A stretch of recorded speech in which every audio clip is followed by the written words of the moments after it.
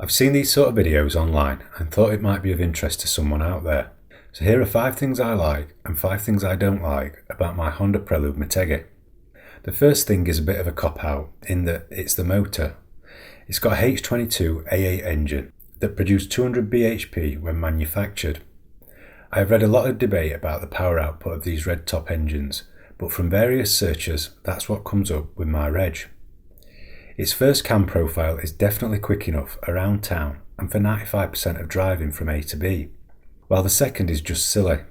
It's great fun to rev it up to the kicking point of around 5,400 revs and gives you a definite shove as the second profile takes control.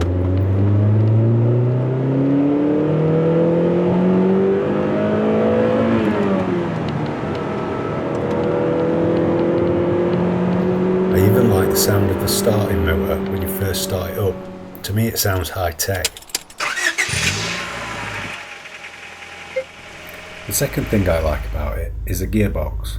The short throw stick is perfectly placed close to the steering wheel and handbrake. The changes are nice and smooth while being tight and precise. It makes shifting from gear to gear an absolute pleasure. I see a lot of automatic Preludes for sale and can't help feeling that drivers are really missing out by buying them.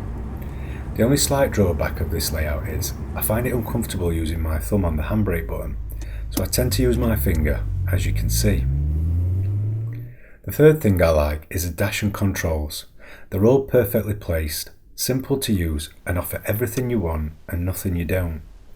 It has air conditioning, heated seats, heated and electric wing mirrors, cruise control, and none of the daft fuel economy or change gear lights like some of the more modern cars do. It also lacks annoying beeps or tones if you've not put your seatbelt on or if you've left your key in the ignition after turning the car off.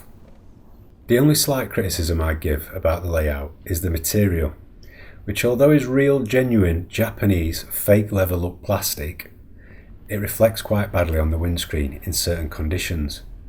It's not the end of the world, but if you were thinking of buying one of these, I'd definitely invest in some good Polaroid sunglasses. The heater controls are simple and absolutely perfect, making the car really warm very quickly, while the speedo, fuel gauge and dials etc. are just perfectly laid out. I get into a lot of modern cars and feel overwhelmed by all the different controls, switches, dials and entertainment systems. For me, less is definitely more. The fourth thing I like about my Prelude Motegi is the seating position. You're nice and low with plenty of leg space, giving you a go-kart kind of feel.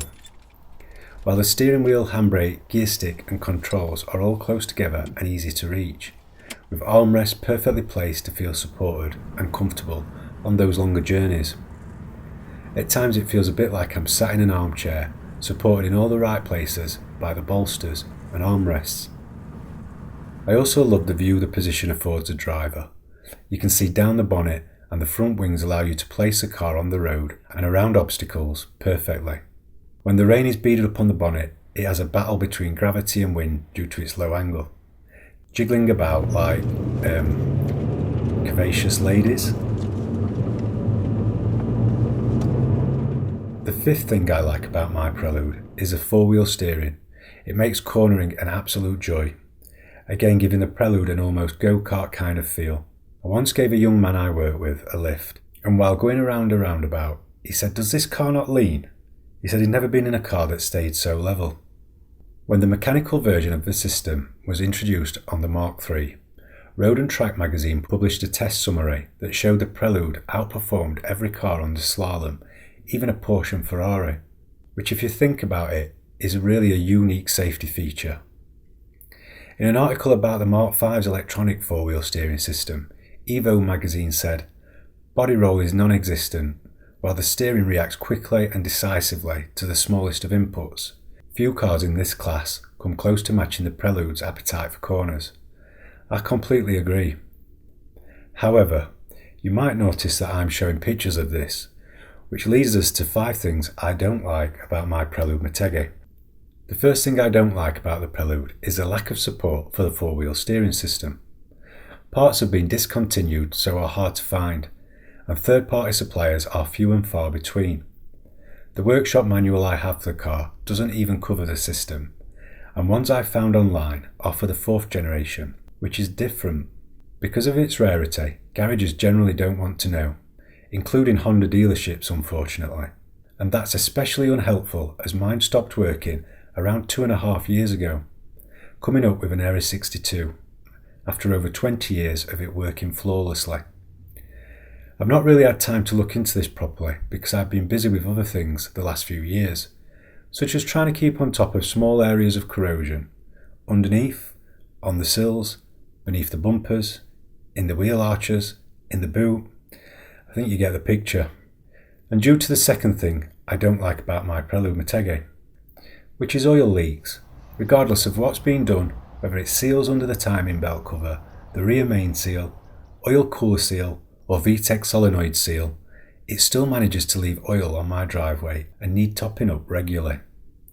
Obviously the oil is managing to find the weakest link, and right now that's a seal around the oil pan, which is on my to-do list. The third thing I don't like about my Honda Prelude is the door handles. I've had to fix the driver's door handle 4 times, and it usually goes just after I've had the card and weather seals off and back on again, which is a massive ball ache. The last time it went, I had to use adhesive to hold part of the spring to its mount, resulting in a weaker spring action and a little dome in the door metal, where part of it pushed up against the door from behind, which is going to be a nightmare to put right. It basically means that every time I open my door, I'm apprehensive of whether it's going to go again, and I'm going to be left with it flapping around. The fourth thing I don't like about my car is paint chips. The flat surfaces of the panels, although in my opinion looking awesome, don't encourage stones to bounce off like curved panels would.